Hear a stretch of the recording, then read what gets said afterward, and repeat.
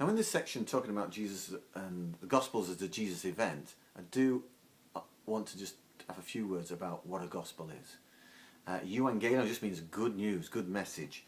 And what are they about? Just all the Gospels, in a sense, recount Jesus' life, death and resurrection. And I would say that, some people get upset because there are 4 different accounts. I mean, look on that as 4 different, would you be happy with one flavour of crisps? Would you not prefer 4? There are different angles on this Jesus story, and these 4 different accounts have all been hallowed by the church believer, by the Christian way, the people, followers of Jesus since their inception way back. So there's much debate about who wrote them, who they wrote them for, and the different times they wrote, and that would definitely explain why they are different. I don't see that as a problem, but what I do see is important for Christians certainly to recognise is that they are biased. These are biased accounts because they are looking to involve you and enthrall you with the story of Jesus. They're involving their history that's pregnant. It's trying to give birth to a reborn you. They're not sort of, and then he did this, and then he did that. Oh, and then he did that. They're actually set up to sort of engage you, bring you in. You're in on some of the secrets in Mark's Gospel, and you're in on the secret that Jesus is the Messiah, but you can see the disciples don't get it, and there's all sorts of things like John's Gospel, reflective, different retrospectives going on there. So that they have their own different style. We need to remember too that, if you like, in a New Testament collection for Christians, that Paul is the earliest writing. I mean, the one that was, with the collection of Paul's writing was probably, well, we know that it was before Paul, the authenticated letters of Paul were written before he died, so we know they were completed long before 66, that sort of area, 64, 66, when it's thought that Paul met his death. So his talking about Jesus is possibly the earliest written down one version of his life, but we can't really tell with the Gospels when they were written. A lot of people claim certainty on these matters, and they're not. It can't be corroborated with any sort of great strength. It's just that there are fashions in biblical scholarship like everywhere else, and the fashion at the minute is to identify Mark was the first Gospel written before the fall of Jerusalem, which was happened in AD 70. AD 70 was an important moment because it was the day, the time, sort of the year in which, through the crushing of Jerusalem and the destruction of the temple, suddenly the Jewish people had no focus, no centre for their cult, and indeed the early Christian followers of the way that had gathered in Judea would similarly have been traumatised by the civil war and the crushing of the rebellion by the Romans. What are the characteristics? Matthew is very scriptural, it's always according to the scriptures, and you'll see it always got quotes from different passages of Israel's cherished writings. So people would traditionally think that was aimed at a Jewish audience, or an audience familiar with those texts. And there's also an ancient tradition that Matthew was originally written in Aramaic and was the first Gospel. And I, for one, wouldn't particularly argue either way on this one, but that is a tradition.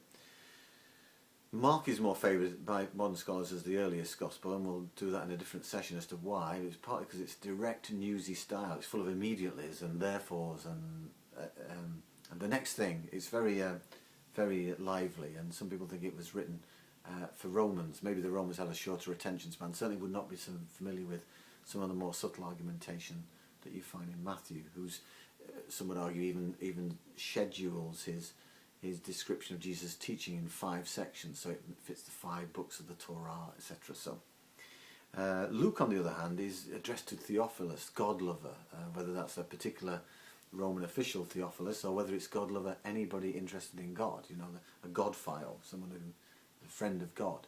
The idea that this is a gospel that is open for everyone. And indeed, you would find in Luke's Gospel, some of the stars of the Gospel are the foreigners, the Samaritan, etc.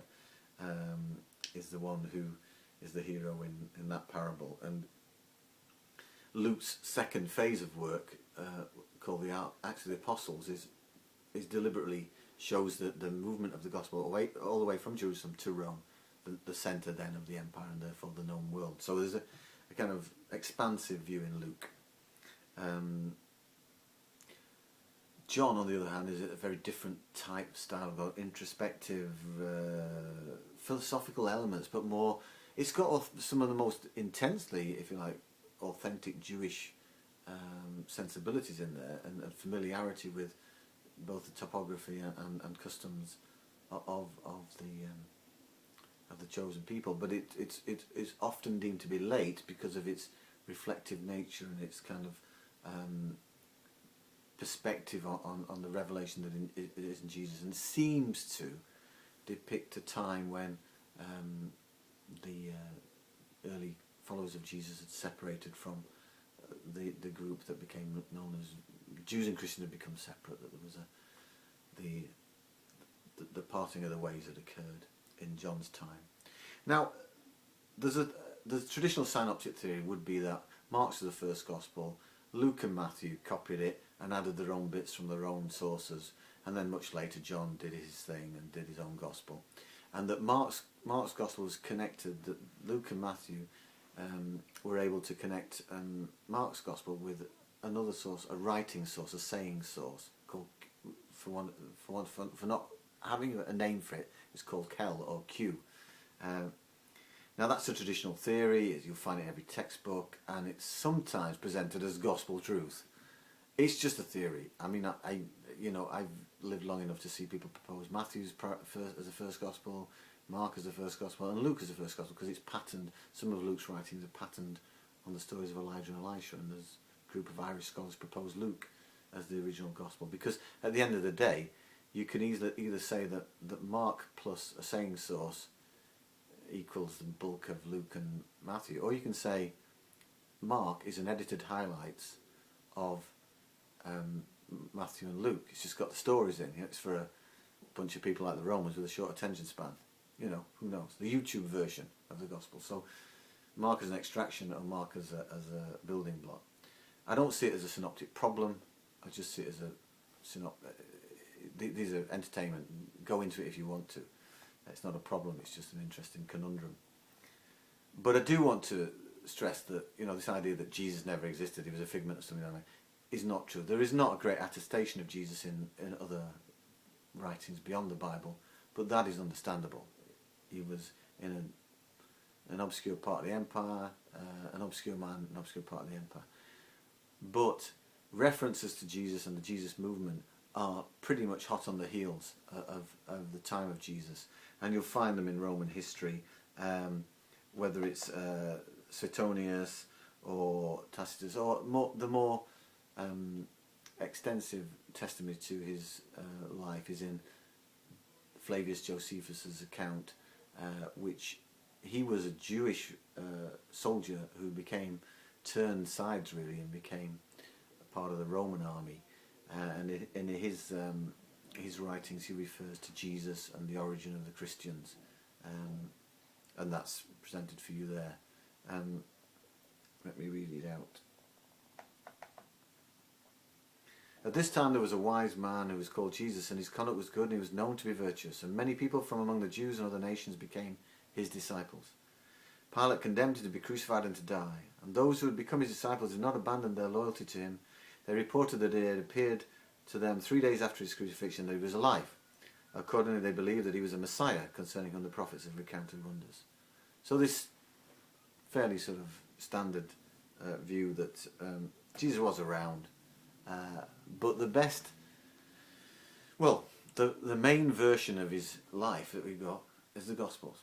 And yes, they are biased, and yes, they are part of tradition, but they're meant to try and get you to think different, and anybody else who reads them. We haven't got, if you like, an unbiased account of Jesus' life, but we are privileged with a chance to investigate the ones we have got, these brilliant Gospels, and we'll look at Mark in the next episode.